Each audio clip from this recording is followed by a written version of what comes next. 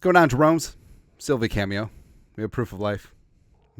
But your Minnesota Fighting Vikings retained superstar receiver Justin freaking Jefferson, who decided to hang a shingle here in the great state of Minnesota with the purple long term.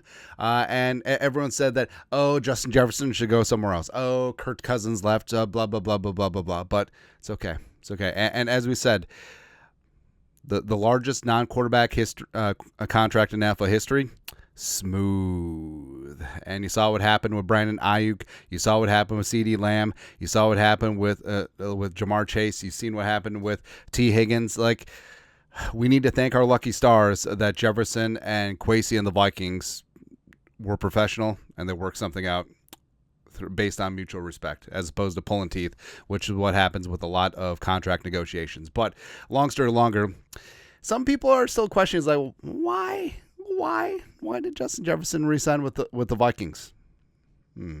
So Kay Adams, the awesome, fantastic Kay Adams, on her show Up and Adams. All right, so first off, we have to point out, so Kay was very much for the Vikings trading Justin Jefferson. And she dedicated a couple episodes, possible destinations. And then she's like, hey, how about Justin Jefferson goes to the Bengals? Because, as you know, the Bengals have a history of taking care of their players. So they paid Burrow, but they kind of had to. It's quarterback. But paying Jefferson and paying Jamar Chase, I don't think that was going to happen with Mike Brown and company. But that's where Kay Adams is coming from. But she had Justin Jefferson on the show, talked about Gatorade flavors. Jefferson, of course, purple Gatorade guy, damn straight.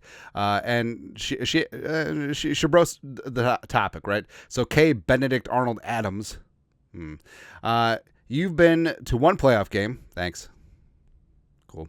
This is year 5 for you. You could have gotten paid anywhere. Why stay in Minnesota? Why stay in Minnesota? And Jefferson had a fantastic answer, very diplomatic, very demure. I hate that. I think I have to remove TikTok from my wife's phone. Because then she uses these words and phrases and shows me videos of all these trends, and then all of a sudden I have to become mainstream. Don't like it. Don't like it, man. Anyways, but Jefferson had a great answer here. That connection is not found anywhere. The connection that I have with Kevin O'Connell, having a head coach that is that player oriented, and that I have a very close connection with, it's not something that you can find at the next team. So basically, it's like, hey, Kevin O'Connell is here, and he's my guy, and he's an offensive-minded head coach, and I have a chance to thrive under this offensive scheme for a number of seasons. As long as we keep winning, Kevin O'Connell will be here and be the head coach and be the guy, right?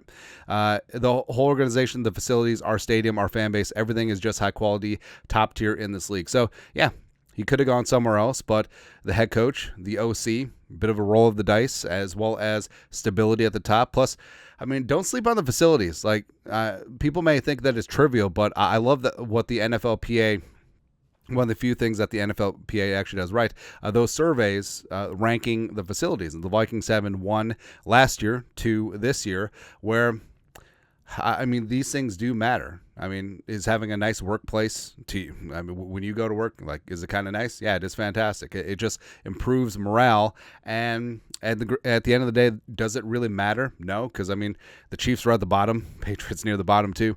But it certainly helps, especially with retention of talent as well as acquisition of talent that has options. And also the fan base. The Vikings fans are passionate. We got a great stadium as well, and all that stuff. It's top tier, in Jefferson's words. It's definitely something that's tough to deal with, going to just one playoff game, not having the success that I want to have team-wise, but focusing on the future with the few pickups that we have got and new guys that we have in our building is definitely something to look forward to. And we have the confidence and the guys that we need to change that one into a couple, and then hopefully a Super Bowl. And he's right. He's absolutely right.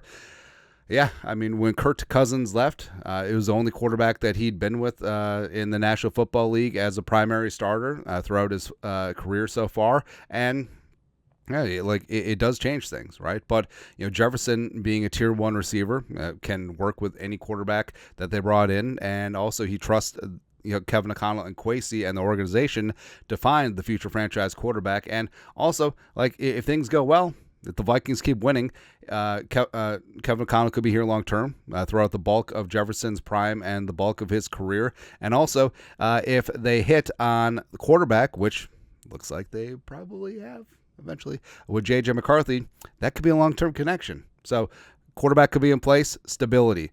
Head coach and offensive play caller could be in place, stability. And Justin Jefferson certainly does value that. And not to keep bringing up Zimmer, but I mean, the Zimmer and JJ connection, obviously, Zimmer coming from the other side of the ball, like it wasn't, well, let's just say it wasn't what JJ, Jets, and Kevin O'Connell's connection is. But the whole thing about, Justin Jefferson, you're not starting the first 2 games. We think that Charles Johnson is a better option at this point. Yeah. As well as, Jefferson going for Randy Moss's records and Zimmer basically just saying, I don't care, I want to win games. Okay, well, you didn't do much of either, so whatever. And also, like we talked about too, the negotiation with the Vikings, like there wasn't any animosity, there wasn't any leaks to the media and insiders. It went smooth because it was a negotiation based on mutual respect, and Jefferson and his camp didn't have to go to the mat. The Vikings didn't have to strain either, and they got the deal done, and deservedly so. Like, Jefferson deserves to be the highest paid non-quarterback in NFL history. He deserves that tier 1 cash because he is that dude. He is definitely him. And also, like we talked about, like the facilities and the fantastic stadium, like all of that does matter. Like all those various intangibles do add up to this being a great place to be. And also with the talent that will be around, McCarthy and Jefferson long term, Hockenson when he gets back, Addison if he stays on the field, Darisaw is a damn rock. So everything is good to go, man. And everything has fallen into place here with the Vikings. And I'm really happy that Justin Jefferson sees that, and I'm very happy that obviously he had options. Like, he could have forced a trade, he could have held out, he could have signed somewhere else eventually, but he didn't, because he believes in Kevin O'Connell, he believes in Kwesi, he believes in what they're building here in the great state of Minnesota, even if not everyone believes it. Come on, Kay. But your thoughts are thoughts. Justin Jefferson talks about why he stayed in Minnesota. Let us know your thoughts, our thoughts, comment section below. Subscribe for daily Vikings takes. You know what to do. Skol, production value.